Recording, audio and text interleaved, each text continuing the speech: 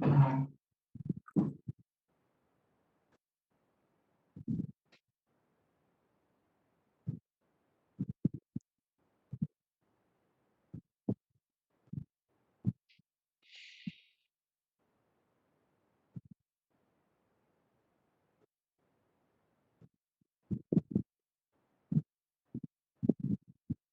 Raskin, we're live. Great. Hey, good afternoon, everyone, and good morning to those members of the committee and those witnesses who are joining us from out on the West Coast. Welcome to today's Democratic Roundtable on the Bill of Rights in the Balance, the deployment of federal troops against the American people. I organized this roundtable today with help from my esteemed Oregon colleagues, Representative Suzanne Bonamici from the 1st District and Representative Earl Blumenauer from the 3rd. Both of them are with us here today. We've worked together to address the frightening outburst of authoritarianism in the streets of downtown Portland by the deployment of anonymous federal officers on the streets of America. And I want to thank Representatives Bonamici and Blumenauer for joining me in organizing this roundtable, and also for being such great leaders through this very difficult process in the city that they jointly represent in Oregon. I'm going to take a few minutes to give my opening remarks, no more than 5. We have lived through some very tough times recently with the Trump administration unleashing the power of the federal government on the people. I saw it first very close to my district in Montgomery County, Frederick County, Carroll County, Maryland, which borders the District of Columbia, when the President and Attorney General Barr unleashed the might of one of these presidential battalions on more than 2,000 nonviolent civil rights protesters who had come to Lafayette Square as part of a Black Lives Matter protest.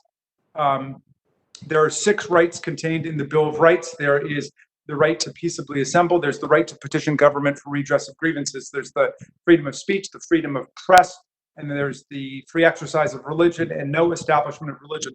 The president, in one fell swoop, essentially managed to violate every single one of the rights in the Bill of Rights as they mowed down protesters with tear gas and pepper spray, batons, officers on horseback. They cleared a path. The president went on to conduct the most grotesque photo opportunity in the history of the United States as they trampled on the religious rights of people at St. John's Episcopal Church who had not been warned and certainly not invited the president to come barging in. And at that point, the president did his very best in his typically inept and incompetent way to unify church and state by lifting someone else's Bible upside down over his head in order to create the unlawful union of church and state in the country. But this was just a dress rehearsal for what was to come. And we saw what took place in Oregon, and we're going to hear about the Battle of Portland from the people who were the victims of this federal attack by Barr and by Donald Trump. As the country attempts to reckon with the sordid history of racism in the country, the president, rather than rising to the occasion to try to participate in this dialogue, instead has tried to use these magnificent nonviolent protests cheered on by our late beloved colleague John Lewis as the setting to create violent confrontations and to score cheap political points for his floundering re-election campaign. And Portland has been at the center of it. And it was clear from the beginning that this was a radical break from prior practice of the Department of Homeland Security. And I think at least 4 of the former secretaries of the Department of Homeland Security warned against what the department was doing. Tom Ridge, who was President Bush's first DHS secretary, warned that DHS was not designed to become the president's personal militia. Bush's second secretary, Michael Chertoff, called it politically performative. Janet Napolitano called it totally inappropriate. And Jay Johnson warned that DHS was engaged in a systematic violation of federal civil rights whose images were virtually indistinguishable from what can be seen in authoritarian societies. State and local leaders in Oregon protested, the governor, the mayor. The federal agents who came to Portland had no specialized training in how to respond to mass protests, a form of inexperience which has resulted in gross and intolerable abuses of civil liberties and bodily security. And with each passing day, the agents' blatant disregard for the Constitution and legal constraints became ever more clear to the country. So we have with us today two protesters who were the victims of acts of aggression by federal officers. One, Mr. Christopher David, a Navy veteran, now known affectionately online as Captain Portland, was assaulted by federal officers when he approached them to ask if they remembered to maintain their oaths to the Constitution. And for that act of remarkable bravery and plain-spoken honesty, Chris David was repaid with pepper spray in the face at point-blank range and severe beatings with batons that left him with a broken hand. Another protester joining us today is Mark Pettibone, who was picked up by officers, apparently in an unmarked van, and he was picked up after leaving a protest and walking back. But he'll tell us our story, which is a remarkable one indeed. And we're going to hear more tales of outrageous violations of the civil rights of the people. It should go without saying, none of this is any kind of excuse for violence on the part of the protesters. And we know that there has been an effort by the Boogaloo Boys and Proud Boys and different white supremacist groups to infiltrate the protests in order to instigate violence. But whether the violence comes from any of those extremist right-wing white supremacist groups, or any of it comes from Antifa, although I have to say that none of the Department of Justice filings related to arrests or indictments in these cases have found any Antifa involvement. But if there were involvement by Antifa in violence, then I denounce it in unmitigated way. We don't want violence coming from anybody, but it looks pretty clear to me that the violence is being used to try to stage these photographic confrontations that the president is so fond of in order to tell a particular kind of story, when in fact Black Lives Matter has been an overwhelmingly nonviolent movement standing in complete historical solidarity with John Lewis and with the Student Nonviolent Coordinating Committee and all of the nonviolent protests that have made the civil rights movement such an important positive force in American history. So the president has threatened to continue to deploy federal agents to other American cities with Democrat mayors and Democrat governors. And so we have to speak out clearly, articulately, loudly, and ferociously against these new authoritarian police state tactics of mobilizing federal officers in this way. I want to thank all of our witnesses for coming, very eager to hear from them. And at this point, I want to give my Portland area colleagues in the House of Representatives a chance to share their thoughts about where we are right now. And I'll begin, Representative Bonamici, with you.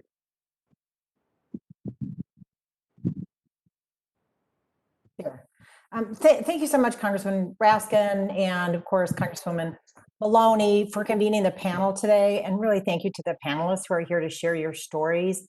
Special welcome to the Oregonians, Senator Lou Frederick, Mark Pettibone, Christopher David, Kelly Simon. Your experiences and perspectives are so critical to helping us understand the gravity of our current constitutional crisis, and importantly, to educate our colleagues about what really happened and is happening on the ground.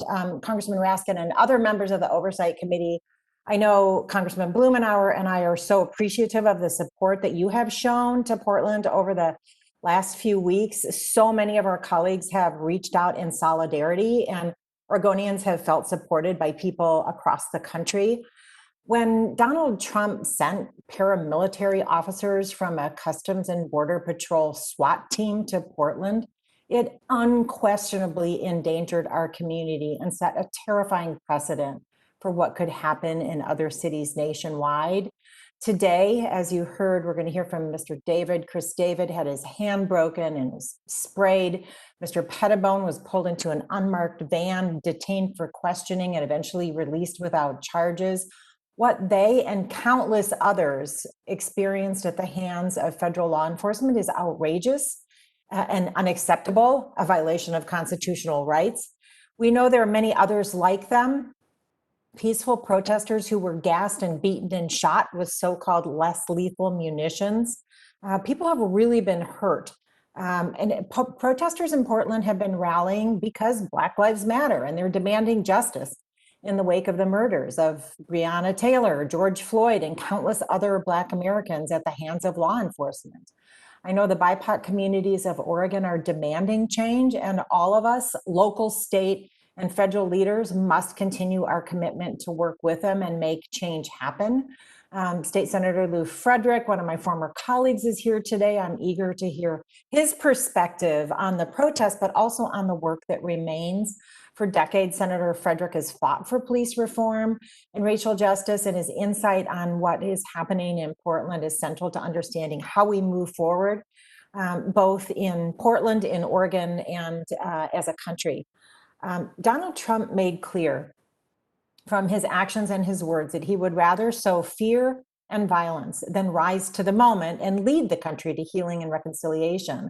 I'm grateful that Oregon's Governor Brown has negotiated a plan for these paramilitary federal forces to retreat from Portland.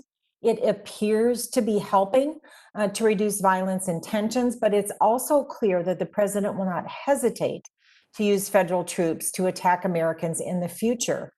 This conversation is an important one, and I want to note that shortly after the clearing of Lafayette Square by federal troops that Representative Raskin mentioned, I had a roundtable conversation with Purple Heart veterans here in Oregon. It was about the time that we found out, the news broke that it very well could be Russia's paying a bounty on American troops. And the veterans I spoke with cared deeply about that, but they also cared equally about what happened in Lafayette Square. They said, we did not sign up to serve our country to fight against our fellow Americans. So I want to note that my colleagues in the House and I have been addressing the issues from many angles. In addition to this oversight conversation that we're having today and the oversight role, we're also using the appropriations process to defund the tactics we saw in Portland. We have legislation to prohibit authoritarian police practices. We did pass in the House the George Floyd Justice and Policing Act. We continue to address systemic racism in our communities, in education, in housing and employment, and in so many of the other areas. So I want to thank again Congressman Raskin and Congresswoman Maloney for holding this conversation, but especially to those who have been here on the ground in Portland. Chris, Mark, we want to hear from you. Thank you for sharing your stories. And I yield back and allow time for my other colleague and our panelists. Thank you. Representative Bonamici, thank you so much for those inspiring remarks. And we will turn it over now to our colleague, Representative Ed Blumenauer, from the 3rd District.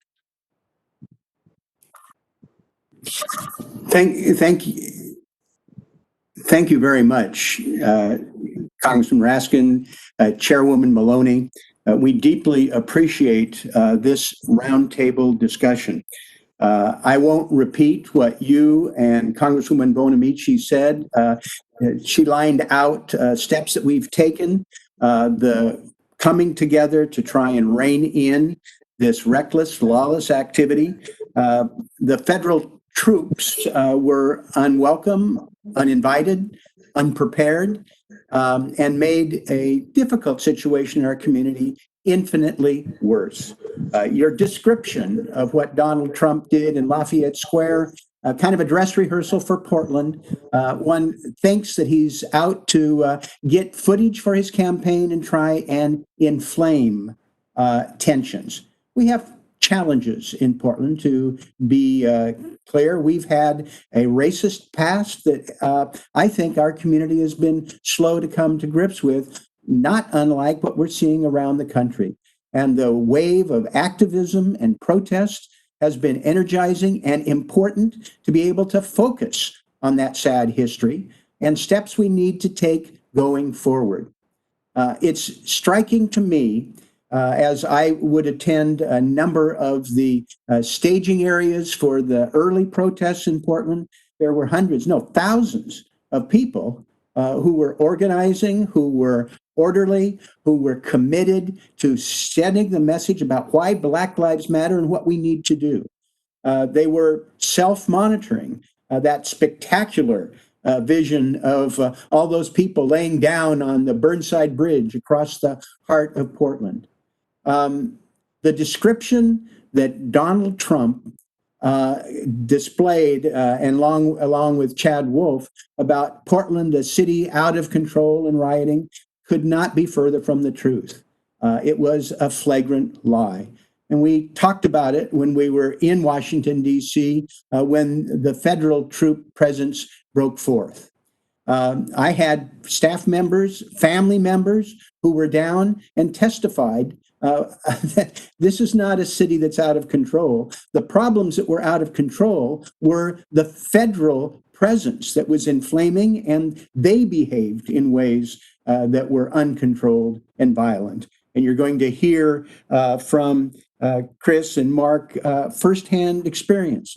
When I returned to Portland this weekend, I went downtown to the Justice Center in the evening and surveyed the situation. And the reining in the federal presence had a profound effect in terms of the tenor and direction. 2 nights ago, I stood there and listened with people hearing a speech by Dr. Martin Luther King, inspiring in terms of the challenges that we face as a country. And his message of almost half a century ago is every bit as resonant today as it was then. And this is not a city out of control. The federal presence is out of control. I believe that it was deliberate to get a photo op, to be able to trump things up, and to be able to have other aspects here to interfere. Our peaceful rights to protest and to have a political dialogue is, I think, at risk in ways that are unprecedented in my lifetime in the United States. I deeply appreciate this conversation. I deeply appreciate hearing from some of our constituents who were on the front line, and Lou Frederick, Senator Frederick, who's been a champion for justice as long as I've known Lou, these 30 years. You've got great witnesses for an important discussion, and I deeply appreciate your making it possible today. Congressman Blumenauer, thank you so much for those excellent remarks. I'm delighted that you and Congresswoman Bonamici have joined us today and have played such central roles in standing up for real law and order, standing up for the Constitution against the lawlessness coming from the administration. Now, I want to thank all of our panelists for joining us today. We all look forward to returning to regular order on Capitol Hill, but one of the surprising benefits of our new virtual Zoom reality is that we're able to bring people in from all over the country and all over the world, really, who otherwise might not be able to participate in conversations like this. One of our panelists today joins us from Vienna, Austria, and most of our witnesses, I think, are still in Oregon today. So we are featuring voices who are on the other side of the country and people from all over the world, and we hope that people are tuning in from every place to get the truth of what took place. Let me quickly introduce our panelists, and we'll get right into their testimony. First is the aforementioned Senator Lou Frederick, who represents the 22nd district in the Oregon legislature.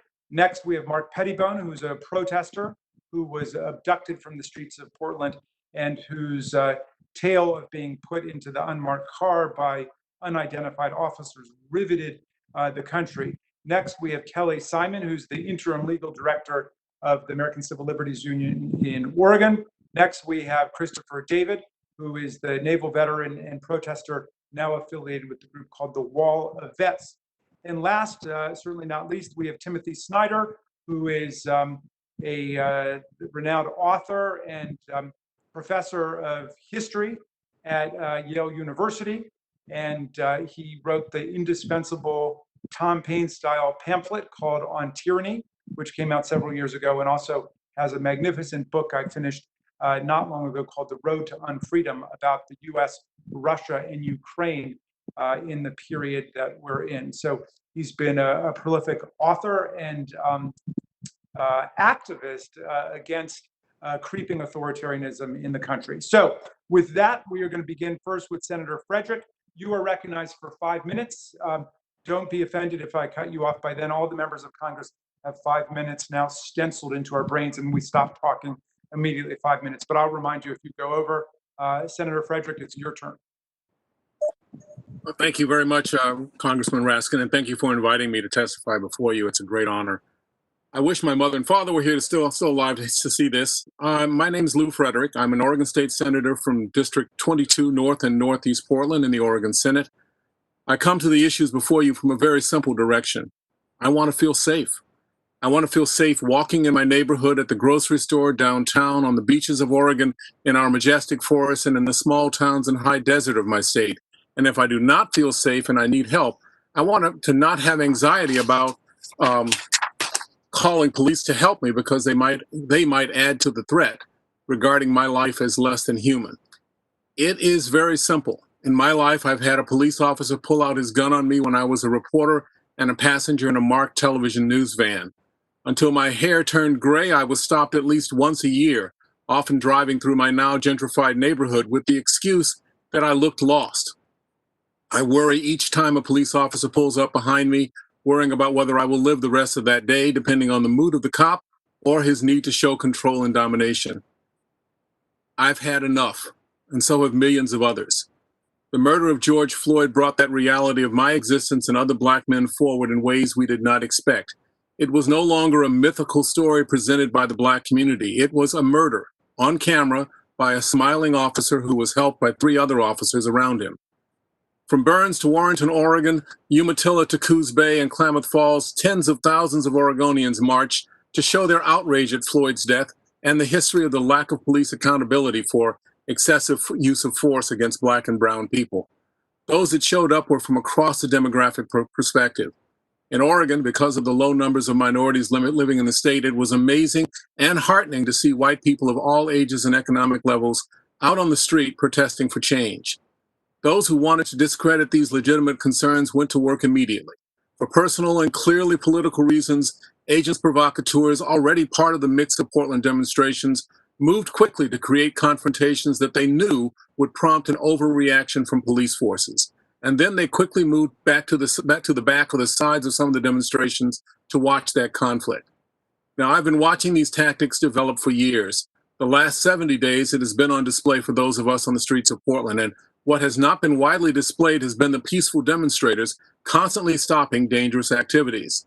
Instead, the media has spent most of its time in the middle of any conflict that develops, because news focuses on the unusual, especially broadcast and visual media. The audience doesn't see the usual, since we no longer know about the usual. We think of the unusual as normal.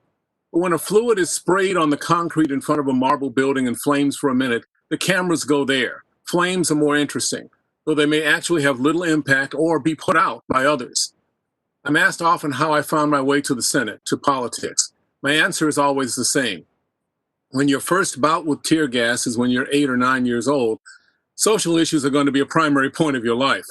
I spent my school years in the South, Atlanta, Baton Rouge, Tuskegee, and in civil rights demonstrations and committees. Dr. King was the father of my playmates. I marched regularly with John Lewis and Julian Bond and C.T. Vivian and a host of other civil rights icons. I was one of 9 desegregating my high school. The tear gas in my past came from police towards peaceful, unarmed marchers. Some things have not changed in the years. With my help, just a second. With my help and others in the legislature, Oregon has banned the use of tear gas except in riot situations. And then the definition of riot was changed by officials. Even that level of conflict was diminishing until the Homeland Security forces were brought in. Their stated goal was to bring down the intensity of the situation, restore order, and protect federal buildings. No one bought that. The show of force with camouflaged riot gear, no identification except police signs, and the Gestapo tactics of spiriting people away off the streets in unmarked vans with no charges only brought out greater numbers of outraged people to the demonstrations. Firing rubber bullets, pepper balls, tear gas canisters, and other projectiles at crowds of unarmed peaceful demonstrators only enraged Oregonians. Beating people on camera only confirmed the need to reform the police use of excessive force. The result of the attempted occupation was not what they expected. The administration got their B-roll footage for political commercials of armed officers in riot gear and a few examples of fences being attacked along with a few flames and boarded windows. But they also got hundreds of moms standing by, dads with leaf blowers, sending tear gas and smoke away from the unarmed protesters. As one person put it, when they fired pepper balls, we got vests. When they fired tear gas, we got gas masks. When they fired rubber bullets, we got helmets. When they fired all three, we made shields. I want to point out that all of those are defensive reactions to offensive tactics. The protective gear is not designed to hurt anyone. Before someone brings up water bottles and firecrackers thrown or dumpster fires or broken windows, I attended several marches, rallies, and demonstrations in my neighborhood and in downtown around the 3 to 6 blocks near the courthouse. Standing in the front, middle, and rear of the demonstrations gives me a perspective that is not the same as the media you see, especially in the rear of the group. Back there, I recognized agents provocateurs from previous demonstrations, especially those associated with right-wing groups. In the past, wrist slingshots from behind the peaceful crowd were used to send ball bearings over the heads of the demonstrators towards the police. I saw several people goad others towards the federal officers and then quickly move to the back of the crowd once they got close. One fellow in particular I recognized from previous demonstrations on the side of the right-wing militia crowd. I saw others handing out firecracker poppers that startle anyone, but especially folks in riot gear who are told that there were terrorists in the crowd. All of those designed to elicit a response, an overreaction to people in the peaceful crowd. But instead of generating fear, the crowd swelled from what had become several hundred to upwards of 6,000 to 10,000 in a week. And now that the feds have left the street, now that the numbers are dropping precipitously, as we return to discussing how we can make long-term lasting change and police accountability with screening, recruiting, training, tracking discipline, and changes in qualified immunity. We're making these changes. Those will be marched with an awareness of disparities in housing, healthcare, transportation, economic security, and opportunity the virus has also highlighted in the last recent months. I'm going to close very quickly with a conversation I had several years ago that stays with me and motivates me daily. I was talking to a 10-year-old Black youngster who I'd known his entire life. After one of our horrendous shootings of a young Black man, he asked me a question. He said, "You have always told me that if I felt unsafe, I should call a policeman. But if I do, will they shoot me? I plan to change that future. I hope that you'll help. Thank you very much." Senator Frederick, thank you for your outstanding public service, and thank you for that excellent description of what's been taking place in your state, and especially for unifying the Black Lives Matter civil rights agenda with the debate over these tactics brought down against the people of Oregon in the way that they have been so confrontational and provocative in the way that the deployment has operated. So I totally appreciate that. And now at this point, I'm going to call on Mark Pettibone. Let's see, is that right? Yes. Mr. Pettibone, you may now give your opening remarks for 5 minutes.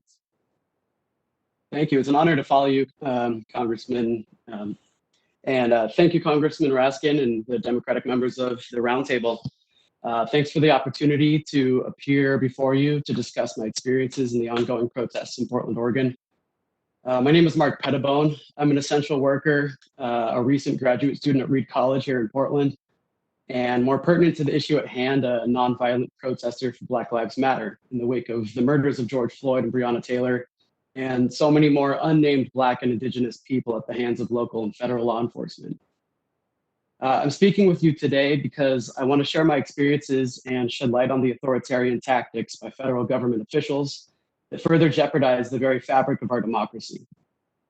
On Tuesday, July 14th, I attended a protest in front of the Multnomah County Justice Center and Marco Hatfield Federal Courthouse in downtown Portland. It started as an uneventful night in terms of interactions between protesters and police forces. I listened to Black Lives Matter speakers, chanted about justice, made some new friends playing Frisbee in the park. Both federal and Portland Police Bureau officers made brief appearances throughout the night, but each quickly retreated into their respective buildings without further escalation. At around 2:00 a.m. on July 15th, my friend and I decided to head home. As we walked west towards our vehicle, a small group of protesters stopped us at the corner of Southwest 5th Avenue and Main Street, blocks away from any federal property. They warned us that unmarked vans had been seen patrolling the perimeter of the area, with men jumping out, snatching protesters who had strayed from the larger group of protests at the park. The whole idea seemed incredible to me, but sure enough, within seconds of this conversation, an unmarked dark-colored minivan pulled up directly in front of us, and 4 or 5 people wearing military fatigues jumped out. I was shocked and afraid for my life and fled west on Main Street, while one of the people from the van pursued me on foot. As I turned the corner on Broadway, a van cut me off, and realizing I couldn't escape, I dropped to my knees, asking why several times. Nobody gave me an explanation. They didn't tell me who they were with or why I was being detained. They simply forced me into the back of the van.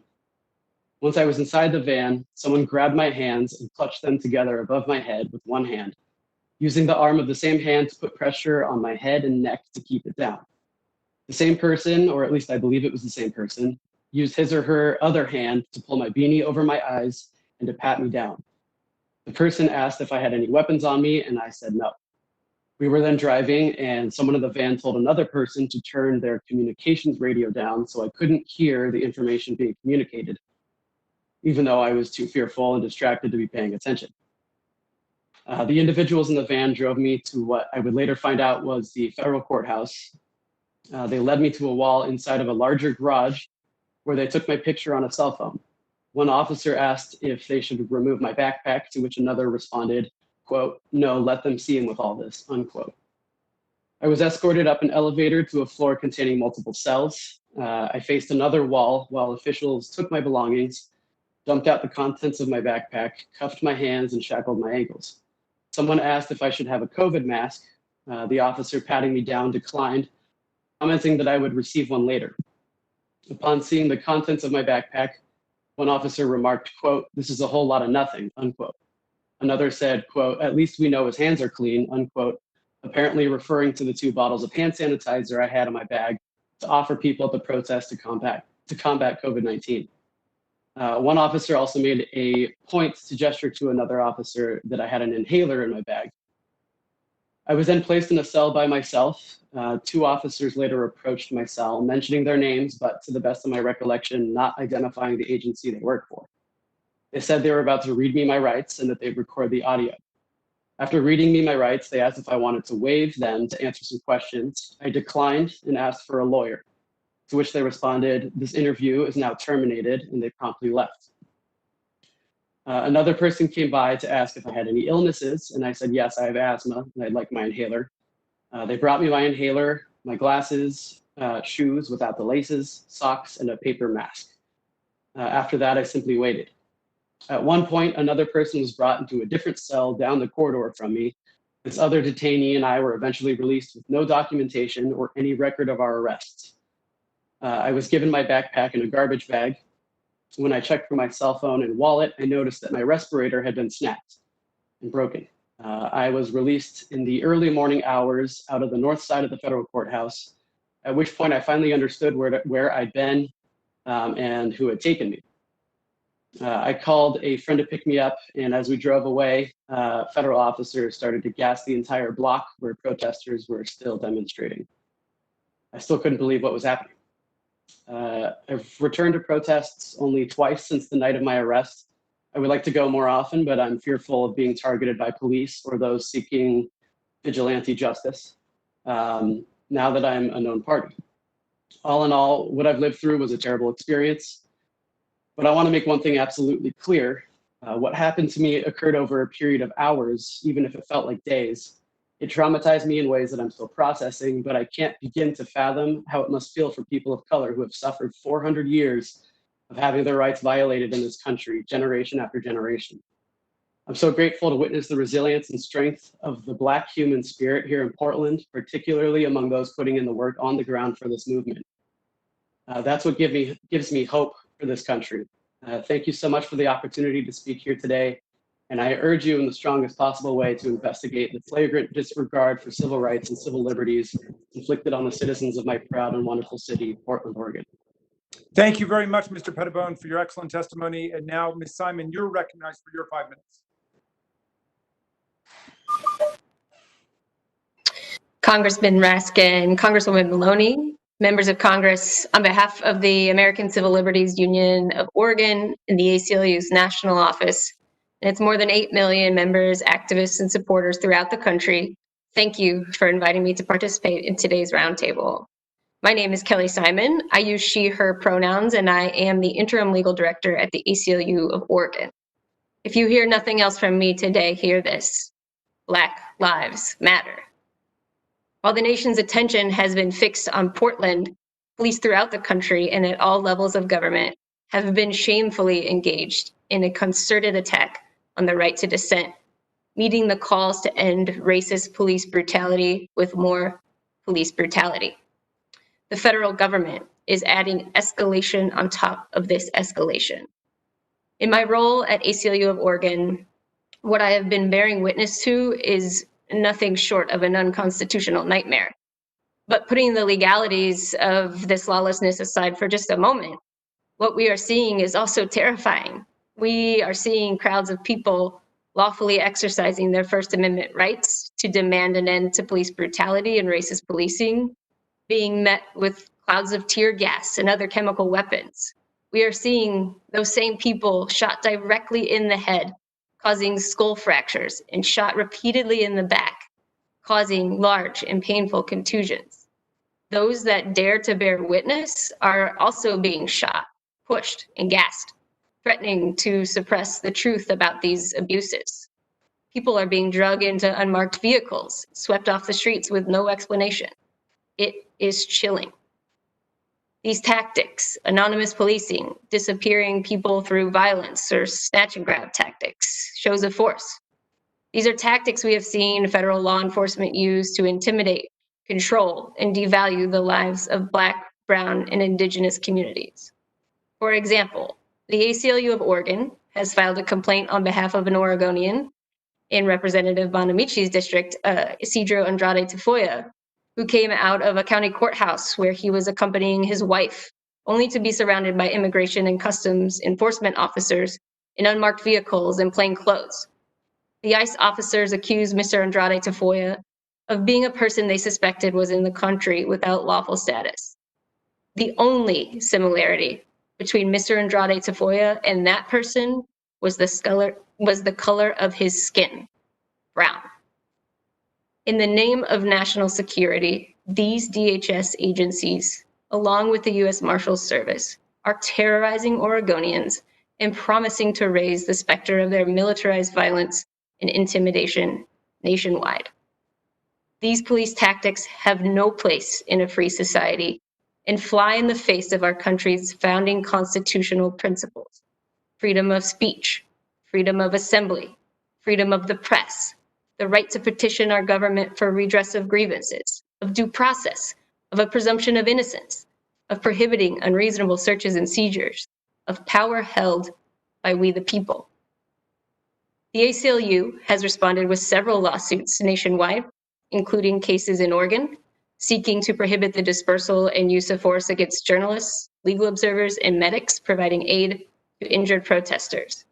And we will continue to defend the rights of protesters in Oregon and beyond against the onslaught of attacks we are seeing. There are two injuries that continue to stick with me. First, while rendering aid to police wounded protesters, a medic, clearly marked with a red cross, was shot in the chest with a tear gas canister.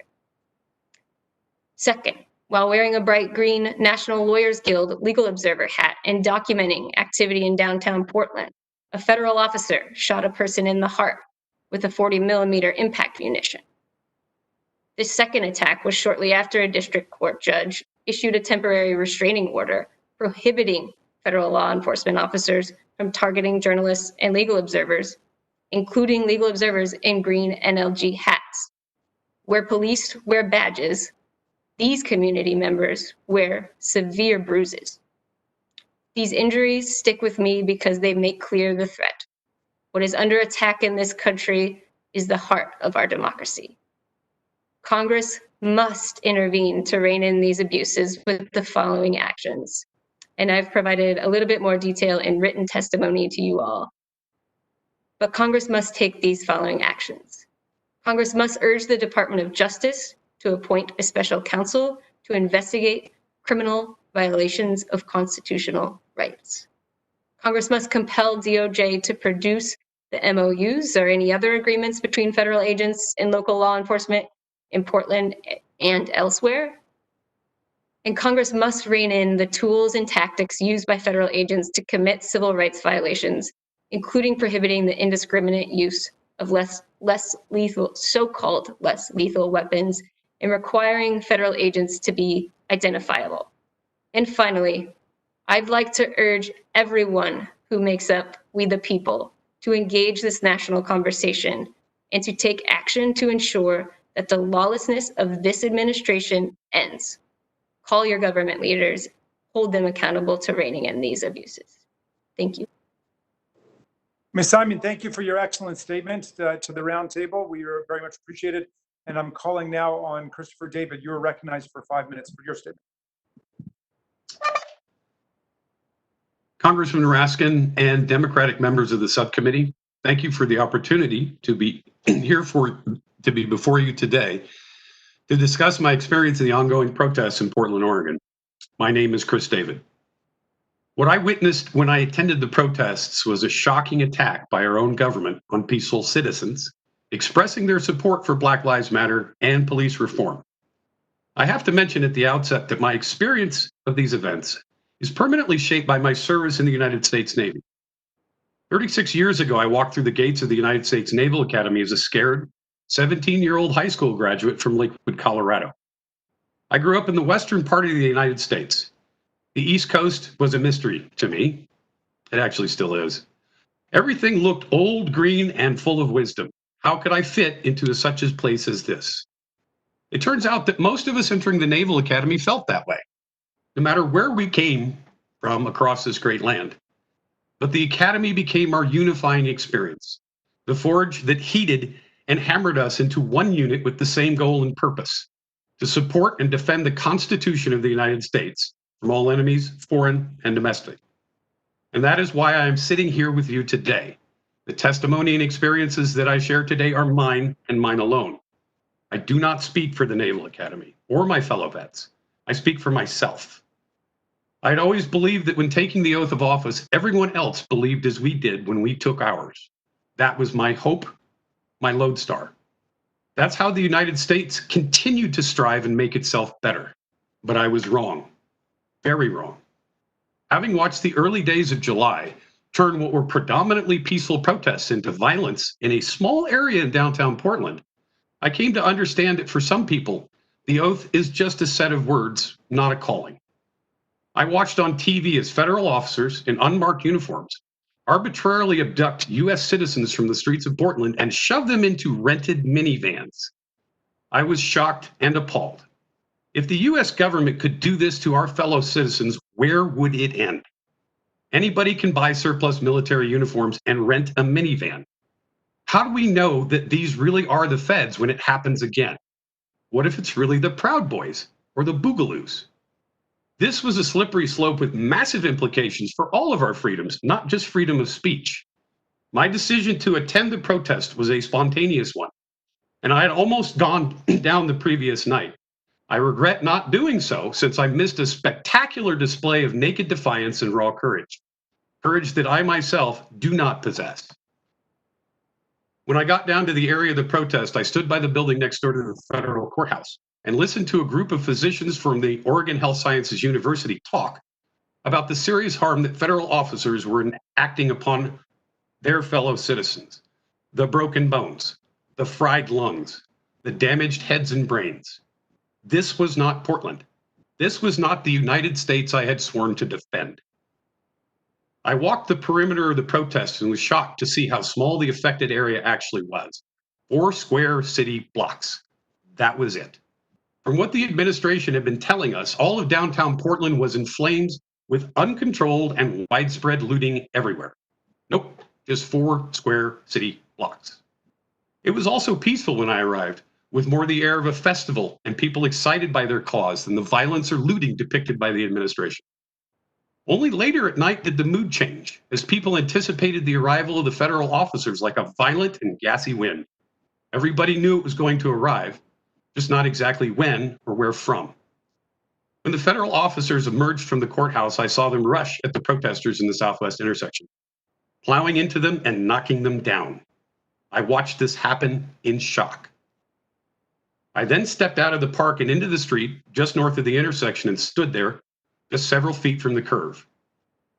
When the federal officers were done dispatching the peaceful protesters in the intersection, they turned their attention toward me. The first one leveled his weapon at me as he approached, then lowered it. The second officer then plowed into me, knocking me back several feet. I then squared up, stood my ground, still stunned by what was happening. A much smaller officer then proceeded to hit me with a baton 5 times as other officers sprayed a chemical irritant into my face from a very short range.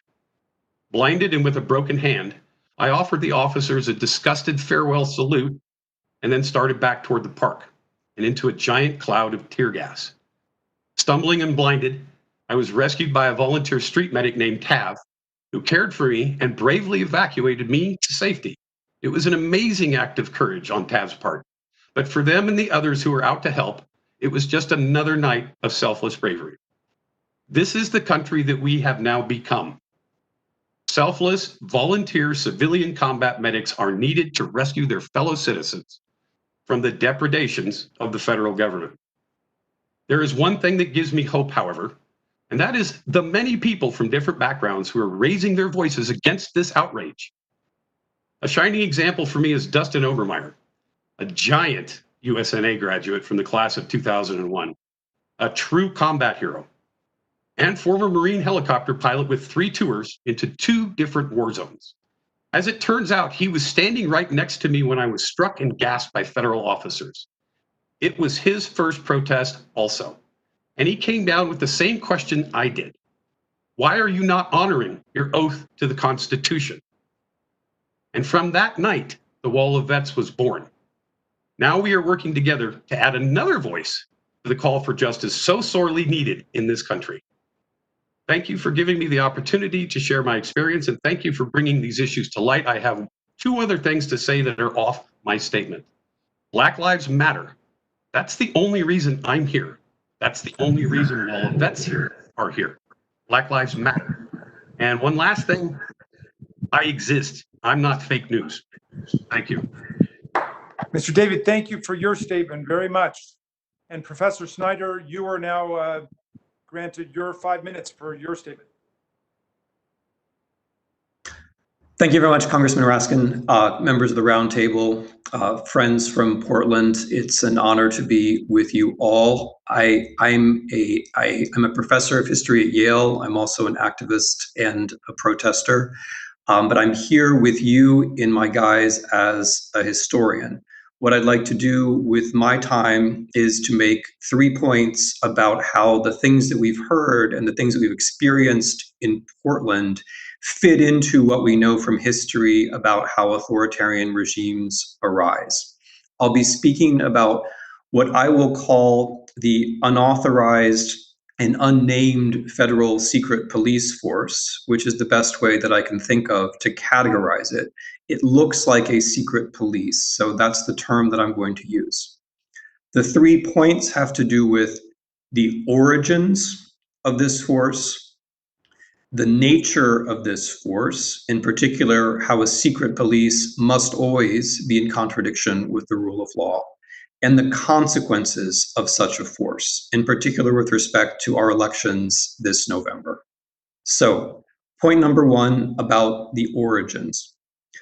What we know about authoritarian regime change is that it doesn't usually happen overnight. It usually happens because high officials find loopholes in the law.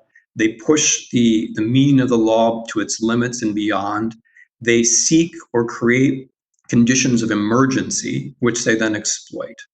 This matches precisely the situation that we're in, where the head of the Department of Homeland Security hasn't been confirmed by the Senate, where the order to carry out violence was exceptionally vague, and where the justification for violence is also very hard to define. The justification, and this is the second troubling thing about the origins of these actions, is based upon an ideology. The fact that this violence is being used to protect monuments is not just incidental. I think it's actually rather central to what's going on. A monument is not a person, and in particular, a Confederate monument, or monuments that the president particularly likes, tell us a story about a certain kind of innocence in the country. They tell us a story about how it was the white people who were always correct. They tell us a story about how we, the white people, are the innocent ones, and the other people have always been on us. They have always been the aggressors. This tendency to replace the real concerns with real human beings with a mythical past has a name, and that name is fascism. When we move away from concern for law and individual rights and toward a story about myth and innocence which justifies violence, we're moving towards fascism. A second aspect about the origins of this, which is very troubling, is language. If one reads Mr. Trump's fundraising documents or listens to Mr. Trump or Mr. Wolf or Mr. Barr, the basis for these actions sound very much like a conspiracy theory. The idea that there are groups of, I'm using their words, terrorists or anarchists is a very troubling notion, because these words are precisely the trigger words which have been used throughout the 20th century to signal that some people are outsiders, some people don't deserve the protection of the rule of law, some people don't really belong to the nation or the society or the body of citizens. It is all right, in fact, it's required, therefore, that we punish those people. Another feature of this language is that if they are terrorists and anarchists, that means that we are the victims. We're just defending ourselves. The final part of the origins, which is troubling, has to do with the personnel. Historically speaking, secret police forces have very often been drawn from two sources. The first of these is border zones. So, for example, in the Spanish Civil War, the troops which ended up being victorious in the far right were troops which have been fighting in a border zone, one of countless examples. In the case of German history, the origins of the SS are as concentration camp guards. Now, these may seem like esoteric examples until we remember that it appears that the men who are carrying out violence in Portland and the men who might carry out violence in the future come precisely from border zones. And if they've been working in our vast network of detention centers, they've also been working in lawless zones. In other words, they come from the places where historically secret police forces come. The dynamic is that men in border zones or men in lawless zones learn exceptional violent behavior, and then they're turned against everyone else. The second basic point I wanted to make has to do with the nature of a secret police force. A secret police force, by its nature, has to contravene the rule of law. A secret police force is characteristic not of a rule of law state, not of a republic or a democracy, but of an authoritarian or totalitarian state. Why? We've heard about why. Secret police forces break the laws, it's known. What happened to Mr. Pettibone is assault and kidnapping. Those are violations of the law.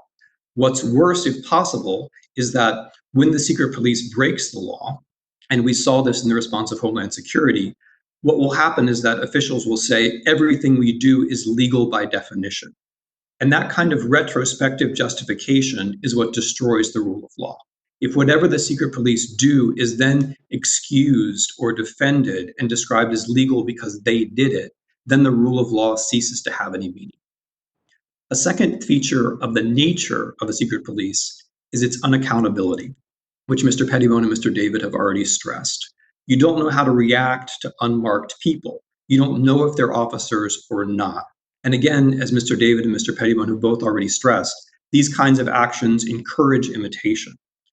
It doesn't take much to rent a van, put on camouflage, and hurt people. That's an easy idea to have.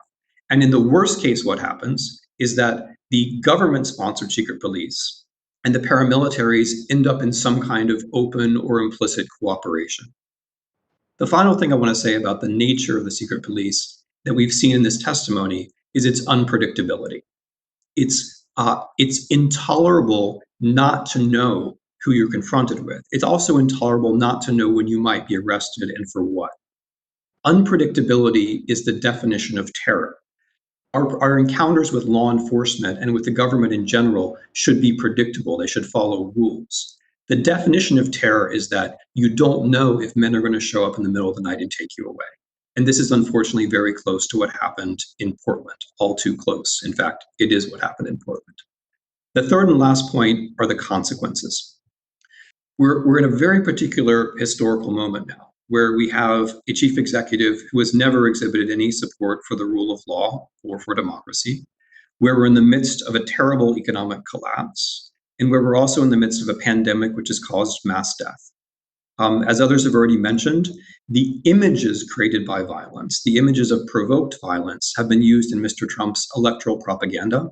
They've been used in his ads. They've been used in his fundraisers. And the final way, or the most specific way this is alarming, is in connection with his tweet of 30 July, the one in which he called for delaying the elections. Now, sometimes we comfort ourselves by saying he can't do that himself. But of course, no leader can ever do anything by himself. What matters is the response. Those 3 question marks at the end of that tweet are a call for help. They're an appeal to Americans. What can we do to make a mess of these elections between now and November? And I'm afraid that we have to consider this new, unaccountable, unnamed federal secret police force as one agent that might respond to that appeal. Again, historically, it's very often the case that authoritarian regimes arise during an election which is messed up. The final point, and here I'd like to echo something that Lou Frederick said, the essence of all of this is that racism can't be reconciled with democracy. Racism in the United States most directly affects Blacks and people of color. But so long as we have prevalent racism in the country, democracy is also impossible for the rest of us, which is how all of this, I believe, fits together. Thank you very much. Thank you, Professor Snyder, for your excellent statement. We're going to go right to member questioning at this point, and I'm going to yield first to my distinguished colleague from the District of Columbia, Congresswoman Eleanor Holmes Norton, who is recognized for 5 minutes.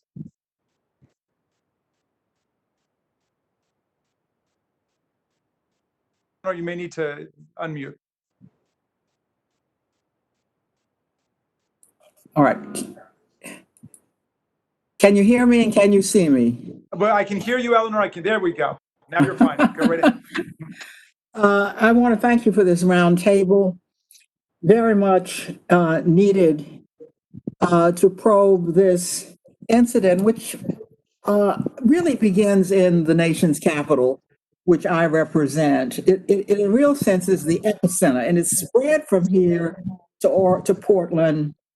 As a result, I have a bill that would make sure that federal officers have body cameras and dashboard cameras. But here we're not even talking cameras. We're talking identification.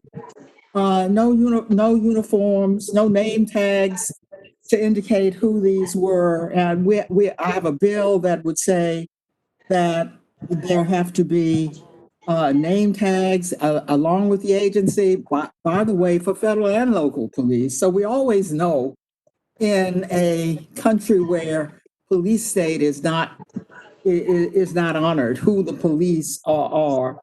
The appropriators have passed a bill that will allow the DC police to be federalized. So my question really goes to, I suppose, to Professor Levin and Kelly Simon of the ACLU, because I'm looking to see if there are more remedies that we could pursue.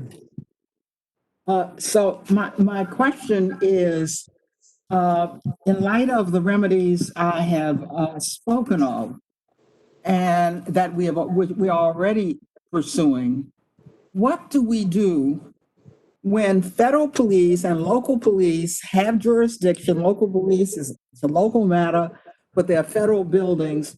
Do we need legislation? Do we need written agreements between federal and local police? What would each of you suggest as further remedies when both have jurisdiction? It was addressed to Ms. Simon, I think. Thank you, Representative Norton. Kelly Simon again, ACLU of Oregon. I would encourage a further conversation with my national colleagues on this one as well. But I think there are serious questions, at least with respect to body cams, whether providing additional funding to an agency that displays such lawlessness is the right approach to invest more resources rather than divest. And with respect to kind of this cooperation, that issue that you raised, I think having clear agreements that are available to the public as well, so that I think one issue that we've seen in Oregon in particular is a serious lack of transparency around exactly how agencies are working together. I think we've seen our local agencies want to distance themselves from federal law enforcement, and at the same time appear to be working in very close concert with those same agencies. So I think agreements with transparency would be helpful. And then with respect to kind of policing around buildings, I think the statute, section 1315, that provides some of this authority, the language is very vague about kind of this area around federal property. And we've seen under the auspices of policing or kind of protecting our federal courthouse, as Mr. Pettibone mentioned, he was on Broadway in Portland. That's essentially 7th Street, and our courthouse is on 3rd or 7th Avenue, and that's essentially excuse me, our courthouse is on 3rd Avenue. That's 4 blocks away, and it's I think to claim that there's a protection of courthouses action or activity going on in that moment doesn't seem consistent to me. So those are my initial reactions, but would invite further conversation with myself and my colleagues in our national office as well. Thank you very much. Do any of the rest of you have any suggestions when both have jurisdiction to make sure that they can cooperate and coordinate? Could I jump in, Congresswoman? Please do. Please do. So I yield to Kelly Simon on the specifics. I would just make a couple of broad points from what I know of the history of other police forces. The first is that the more decentralization you have, the better. And that means that it's not a good idea to have big federal agencies that can fund local police forces and thereby co-opt them, which for me raises the larger question of the existence of the Department of Homeland Security. If I were in Congress, I would be asking questions at that level. I'm not sure as a citizen, and I'm very dubious as a historian of authoritarianism about the existence of an institution which calls itself Homeland Security. So that's my comment. Thank you. Oh, goodness. All right. The gentlelady's time has expired. Thank you, Congresswoman Norton. We're going to go now to Congresswoman Bonamici. Thank you so much. This testimony has been so powerful. And I want to follow up on something Congressman Raskin said in his opening statement. Yes, there were some people, a handful perhaps, small number of people engaged in destructive acts and vandalism, but we have to say without question that the actions of these federal troops were taken against innocent, peaceful protesters exercising their constitutional rights, who were gassed and beat and shot at, and that's just horrific. And I'm going to try to get several questions in. So to Mark Pettibone and Christopher David, thank you so much for sharing. I can't imagine what you went through and what was in your mind at that time. Have either of you heard anything since these instances where you were captured and kidnapped and questioned or beat and gassed. Have you heard anything from the federal government, any type of apology or explanation? And importantly, have you been able to figure out who took these actions against you? Mark or Chris? I'll start. Yeah. I have not been contacted by any federal agency. The only information I have is what I get kind of secondhand from the news. I think initially there was some confusion about which agency picked me up. I read something that CBP finally admitted that it was their agency, and they claimed that they had the wrong guy or something like that. So, wow. Yeah. Yeah, they sent a team called BORTAC, which is kind of a SWAT team for the border. Christopher, have you heard anything, any kind of apology or explanation, and have you been able to find out who was it who beat you and sprayed you? There we go. Let's see here. I'm going to answer all of those pieces of the question. I have had nobody from the Department of Justice contact me and apologize. I don't expect an apology based upon the way they're behaving right now.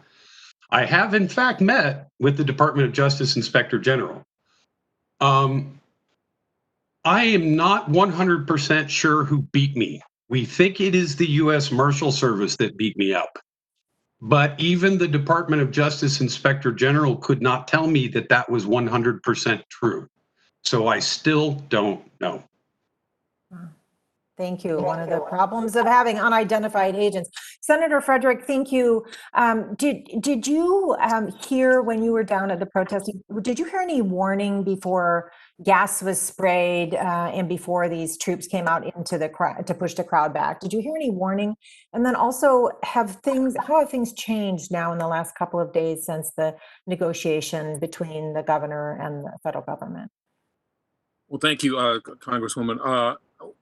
On a couple of nights, I heard warnings, and in a couple of nights, we heard nothing. They just sort of came out and said they came out and started firing.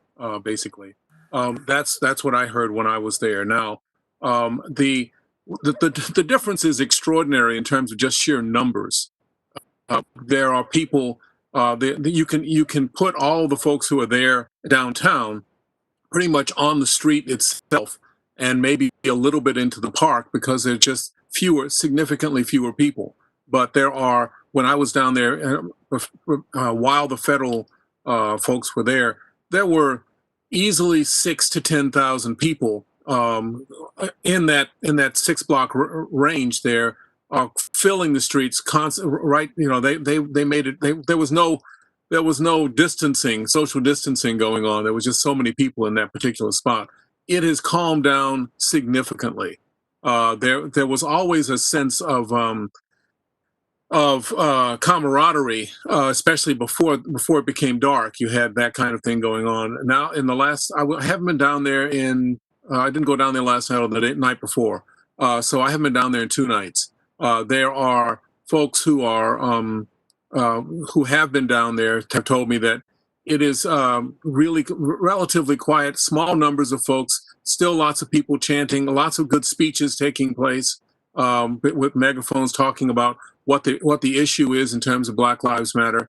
And so you get that kind of approach. There are some folks who have attempted to start some fires, and they've been put out with water bottles, and folks and have made it clear that that's not what they're about. So there's a small number.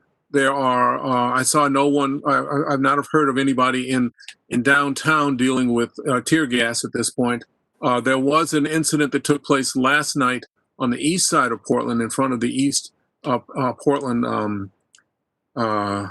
police station. It's a sheriff's station over there on 47th and Burnside. And so there were several things that took place there.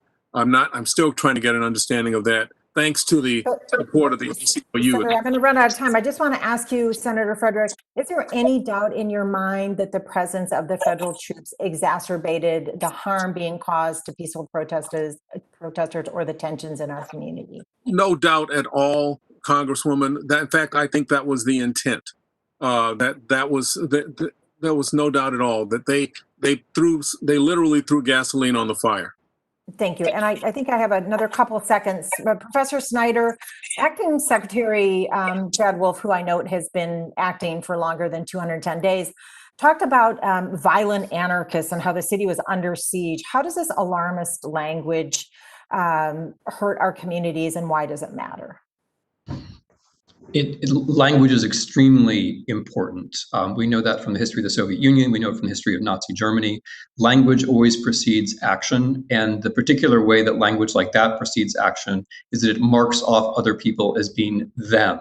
If everyone who protests is somehow violent or somehow an anarchist, that means that they're them and they're not us. We're the real citizens. They're not. Violence is justified against them. That is the language which prepares the way for violence. And it's expanding, right? First, it's directed against the undocumented, and it's directed against Blacks. Soon it's directed against protesters. And it will continue to expand until we notice its content and we stop it. Thank you. Time's about to expire and I yield back. Thank you, Congressman Raskin.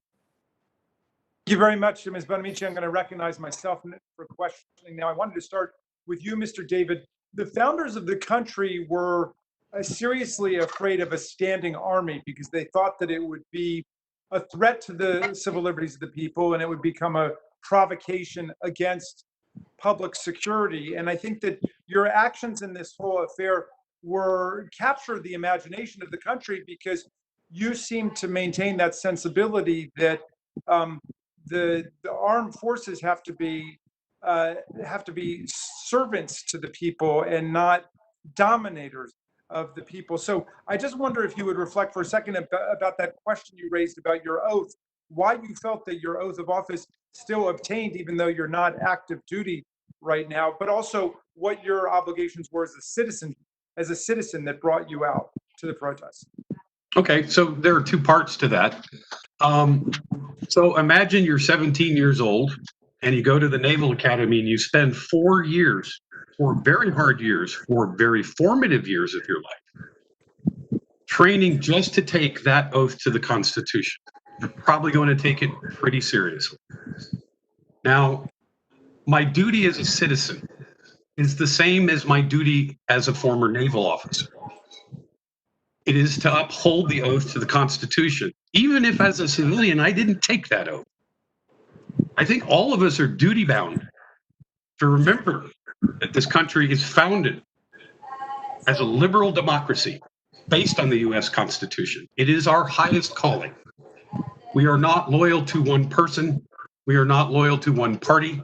We are loyal to the Constitution, both as citizens and when we take the oath of office in the military as well. Now, I wanted to address some of your earlier comments about the founders being worried about a standing army. Well, Maybe if that you can is make it exactly fast, what Trump has created. What was that? Yeah.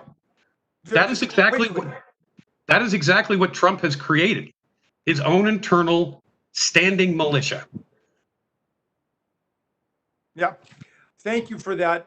Senator Frederick, let me come back to you. It was fascinating to me that in a conversation that could have just been about the rights of the people, which were besieged and under attack in Oregon, you brought it back to the underlying purpose and meaning of the protest. And so you linked the rights of the people to what the people have right, which is the centrality of racism. I think Professor Snyder sort of ended on that same point in his statement where he said that racism and democracy are ultimately incompatible with each other. And I wonder if you would reflect on that for a second. Do you think that the events that took place in Oregon are an expression of the threat that racism and the force that supports it, it's the threat that racism has against democracy and poses to democracy? Well, I think so. That's clear. I think that what we really are talking about, quite frankly, is a reset. The one thing that I'm pleased with this, that I think this virus has brought to us, is a reset and understanding what some of the basic concepts behind our democracy and how we work together. So racism is a very clear part of that, and I've had that as part of my life all my life. So it's something that I see as something that we've said, but it was also something that Dr. King talked about. We are in fact cashing a check. We're now saying the democracy said it was going to have this check. It was insufficient funds when he spoke about it, and I have a dream speech. We are now saying no longer. We now know the funds are there. It's time to take a step and do something to really keep up the democracy that we have.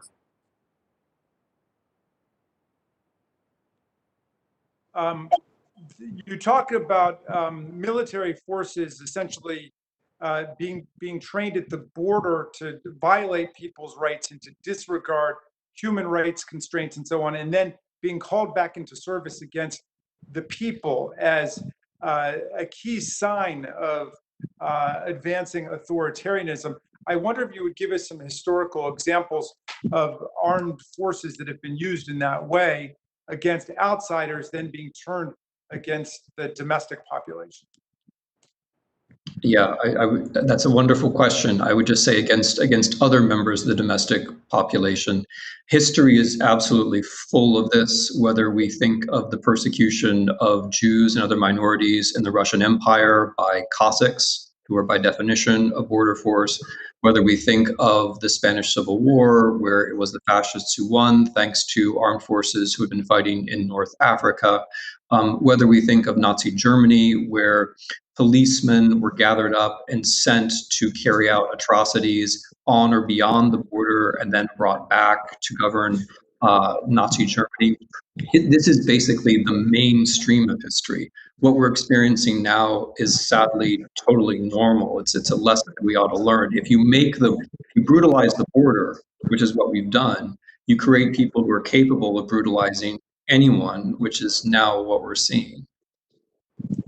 Very good. And my time is up. And I think now I'm going to recognize Chairwoman Maloney for her 5 minutes. Thank you so much, Jamie Raskin, for your lifelong commitment to human rights and civil rights and leading this effort. And I thank the staff of the Oversight Committee, Candace and others, and all the members that are supporting this, and especially my colleagues, Suzanne Bonamici and Earl Blumenauer. I would say that they are now national leaders on this and coming forward with ideas to help us to keep the federal agents out of our cities. And they don't belong in the cities of New York and other places that I represent. And I thank you for making this happen. I was thinking that one of the challenges that we've had in Congress was responding to the loss of John Lewis, whom Eleanor Holmes Norton called the bravest of the protesters in our lifetime. And I want to especially thank the participants, the protesters that are with us. But my first question is for Ms. Simon. And I want to ask you, did you believe that it was appropriate for federal agents to be sent in against the wishes of state and local leaders? I understand that every single elected leader, from the mayor to the governor to the AG, and in fact, the governor said that it was a blatant abuse of power by the federal government, and said that the president was looking for a confrontation in Oregon.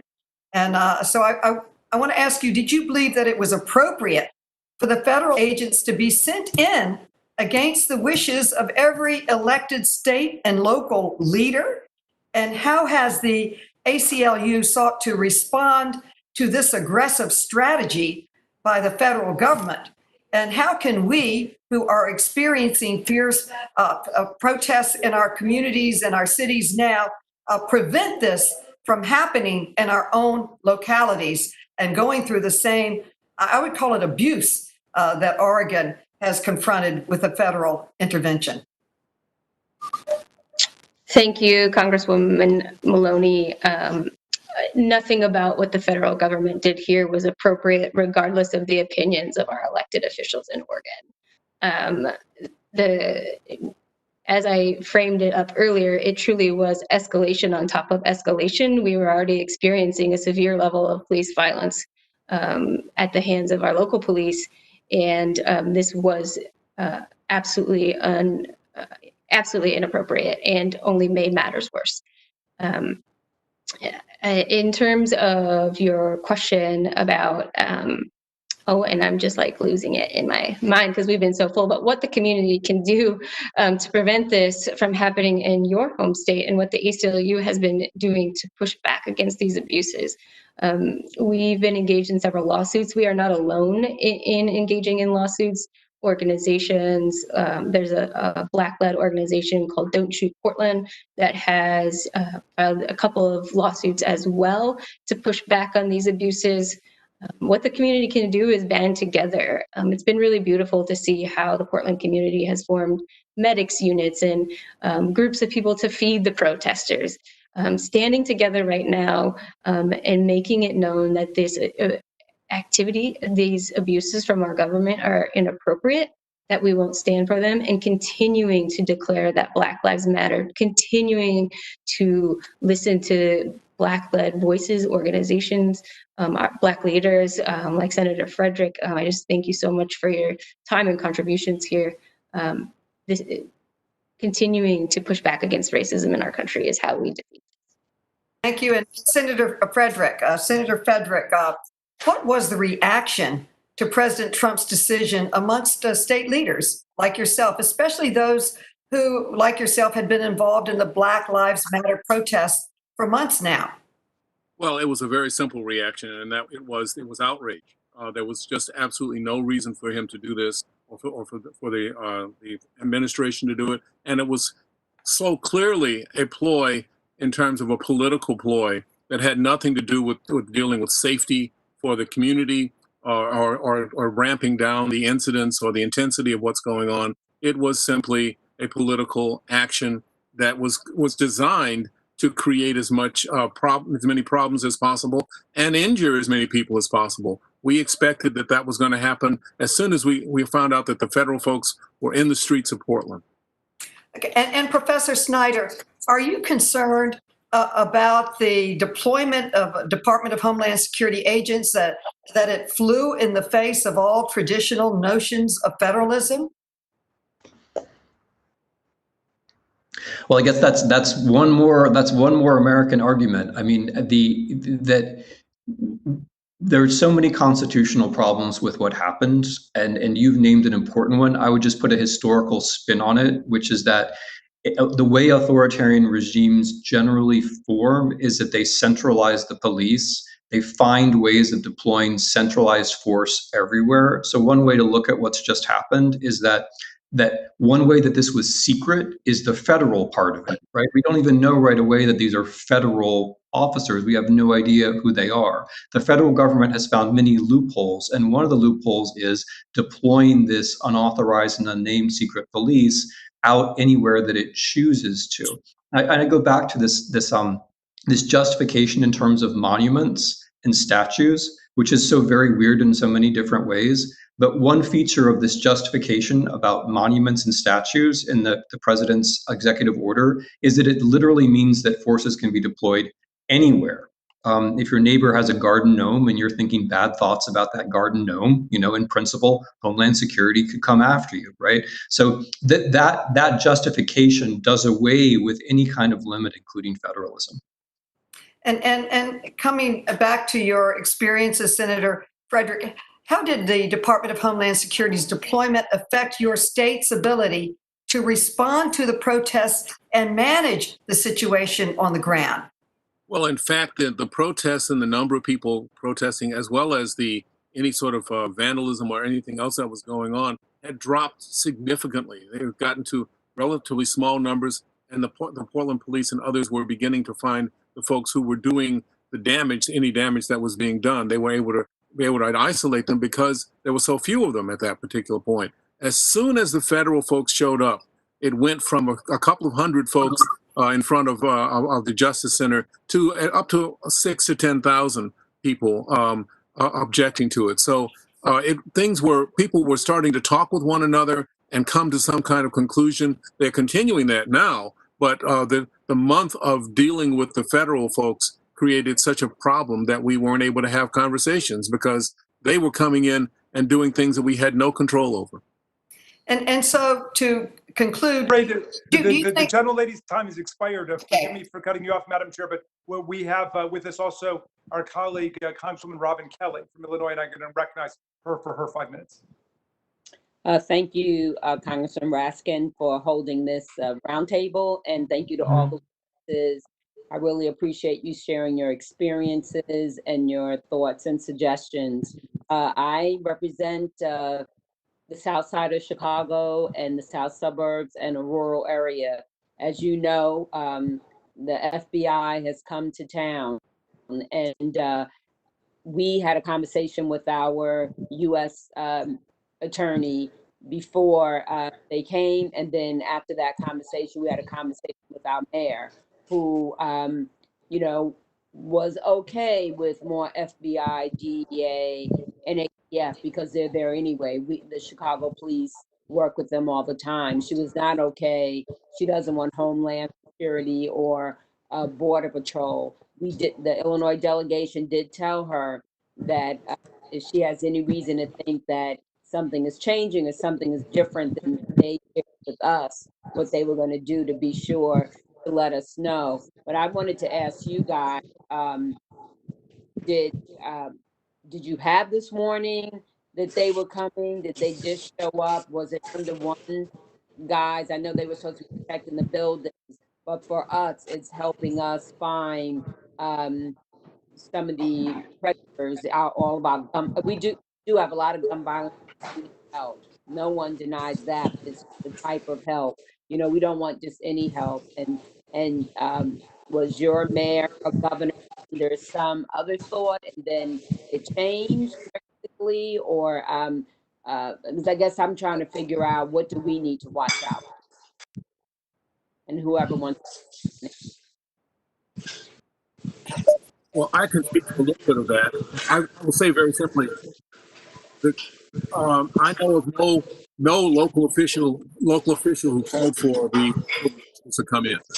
In fact, the federal who I've talked with, who told me off the record that they didn't ask for them to come in either. So this decision was made over the objection of people who are on the ground and were dealing with the issues.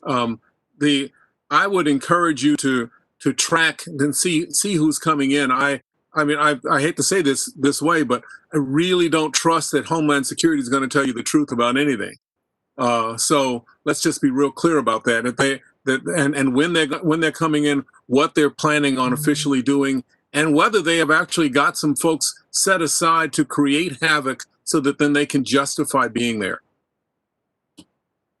No, that I think supposedly at least 150 agents were coming into Chicago, but they were not supposed to be in the streets. Strictly, you know, investigation, research, like those kind of things. And we haven't heard anything different. And actually this weekend could just be coincidental, even though still too many people were shot and killed. We lost a 9-year-old boy playing basketball.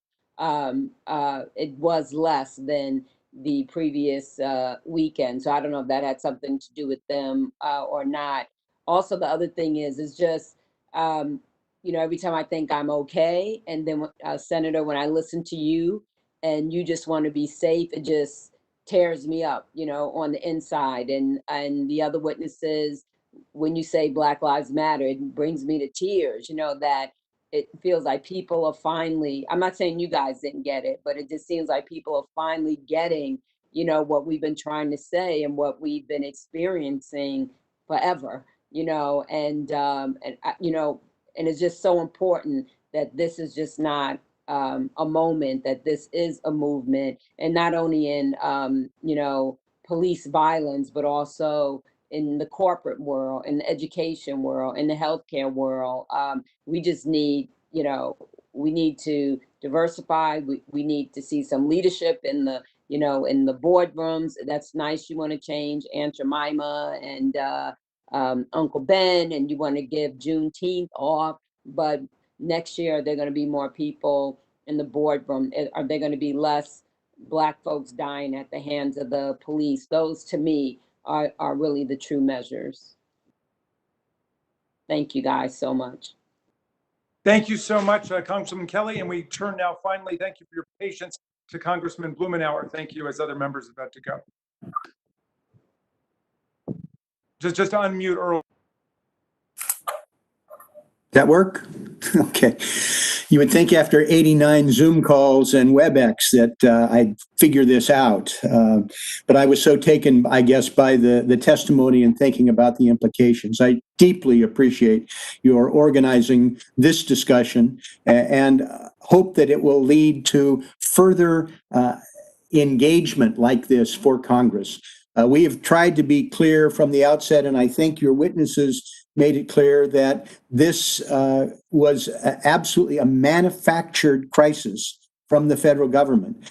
The notion of our trying to come to grips with our own troubled history and then have the federal government come in and deliberately make it worse with really terrifying actions, I think is amazingly unsettling.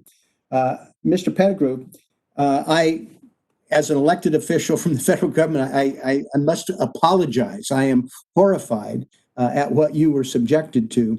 As a result of your experience, have you learned of other people who have been treated in a similar fashion? Excuse me. Yeah, there was, I know for a fact there was one other person in my exact position. I don't have their contact information. And I did talk with someone else who was in a similar position as far as being abducted by the federal officers. But I think there was a different outcome there in terms of, how charges and stuff like that. So there are more people, definitely. Thank you. Senator Frederick, I appreciate your eloquence in lining it out, and your notion that removing the federal troops from the front line has calmed things down.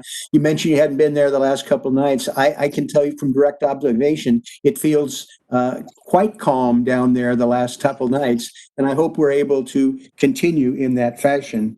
You mentioned watching what some of the provocateurs had done. I think you mentioned ball bearings and a slingshot from some of the white supremacists in the back of the demonstrations. And in a large crowd, it's difficult to track them down. Do you have a sense of how we're experiencing some of the white supremacists on the periphery and their engagement? Oh, I saw this, Congressman. Thank you. I saw this in the past. I saw it when I was down there in some of the demonstrations in the last month. There were folks who I recognized from previous demonstrations who had been part of the right-wing militant militia folks who were now sort of acting as though they were now part of the other demonstration, and in some cases trying to get people to rush an area and then move back to the back. Other times they were moving. They had these firecracker poppers that would create problems. They were handing those out to people, but not being right on the front lines with it, but being in the back to create a sense of uncertainty and havoc there as much as possible. It's very obvious, and I get the feeling that there are some people who are finally starting to look for those folks and watch them. But it's a very important tactic on their part. It's a agents provocateurs thing that I've known since my days doing civil rights demonstrations. Mr. David, you referenced the response you received in the aftermath of your attack, where people came forward, medics ministering to your needs. Can you speak to that dynamic in terms of the people there on the front lines being supportive in the face of putting themselves at risk? Well, my history of protesting is only about 2 hours long because that's the only time I've ever gone and I haven't gone back. What I can tell you is based on my experiences and now my friendship with Tav, who's the medic who rescued me, is that it's stunning that we have to have a volunteer force of civilian combat medics to take care protesters that had been beat up by federal officers. In fact, who knows whether they're federal officers or not? We really don't know. So I can't give you a long history, a long observational history of any of this, other than just my admiration for these street medics going out and doing what they have to do.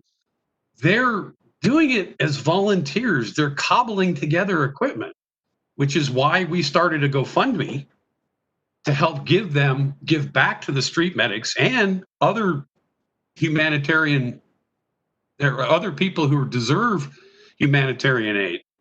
So we raised a little over $30,000, and we're going to start handing that out probably next week.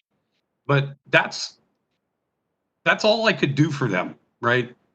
Is to have a fundraiser in their honor, because I can't really do anything else at this point. I've got a broken hand. So my admiration for them, I just admire them. That's it. Thank you. Thank you very much.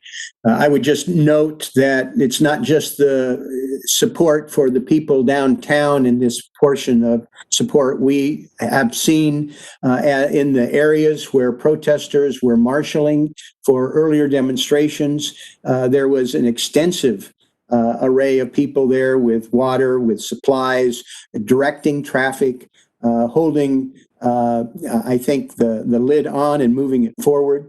It is, I think, remarkable the degree that people have organized, supported one another, and helped maintain, in some cases where we were talking literally about thousands and thousands of people, the protesters themselves had that capacity to keep things under control, and they didn't need an armed intervention from the federal government to rile it up. They were doing their job in a way that I think is, in fact, remarkable.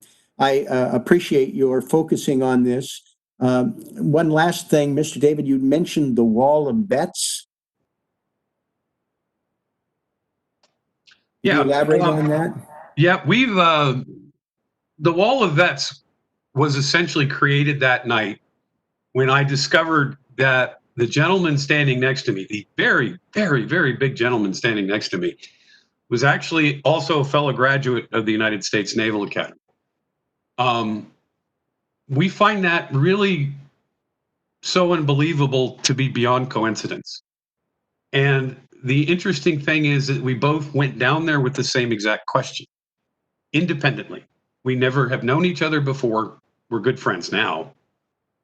But that spurred in me the idea that we should have a wall of vets. They have a wall of moms, a wall of dads. Why not a wall of vets as well? And so with some incredible help from some incredible people, we started Wall of Vets for real. I don't know how many chapters we have. It's probably over 40 now. I wouldn't be surprised if in a couple of weeks we'll have 100 chapters nationwide. And all of it is designed to try to, for us as vets, to give back to the United States and to the citizens as much as we can. We took our oath of office seriously. So we're going to do more than just protect protesters. We're going to go out on November 3rd and we're going to protect voters. Thank you very much. Thank you, Congressman Blumenauer, and thank you for making that excellent point that if these were terrorists and anarchists trying to burn the city down, it's hard to see why thousands of Oregonians would come out to support them with water and to, build the wall of moms and the wall of dads and the wall of vets. It's very clear where law and order and legitimacy were in these protests. They were with the protesters. They were with the people in Black Lives Matter. And the illegitimacy and the threat to the security of the people and the rights of the people came from the federal agents that were sent in. And I want to read, before we close here, from the Attorney General of Oregon, Ellen Rosenblum, who sent us a statement, and it's a wonderful statement. I'm not going to read the whole thing, but she said, overall, rather than de-escalate the situation here, these troops made things markedly worse The federal agents who were sent to infringe protesters' First, Fourth, and 10th Amendment rights. That is, they impeded basic democratic values and constitutional rights, the right to organize, to assemble, to march, and to speak out. They interfere with Portlanders' ability to protest very real systemic racism and to object to long-standing police mistreatment of the Black community. They swept up and they detained Portlanders unlawfully. So look, I want to thank all of our terrific guests today, Kelly Simon from the ACLU, Mark Pettibone, Christopher David, Senator Lou, Frederick, Professor Snyder, for your wonderful participation. I hope that millions of people come to watch this to understand what was really taking place in Oregon and to understand that the people and the civil rights movement, as with John Lewis, were on the side of justice and law and progress. And our late beloved colleague who helped to organize the Student Nonviolent Coordinating Committee was adamant that nonviolence must be the end of the movement, but it also must be the means of the movement itself. And everybody understood that then, and they understand that now. In no amount of violent right-wing provocation or provocation by unmarked anonymous troops who stand completely outside of American constitutional history and tradition will obscure that reality. So I want to thank all of you for moving America forward on the question of civil rights, on the question of Black Lives Matter, and for standing for the rights and the liberties of the people. Special salute to Congressman Blumenauer, Congresswoman Bonamici. I want to thank the chair of the committee, Ms. Maloney, for making this possible, this roundtable, and thank all of you for participating. Please stay in touch. And the meeting is Thank now you, adjourned. Congressman.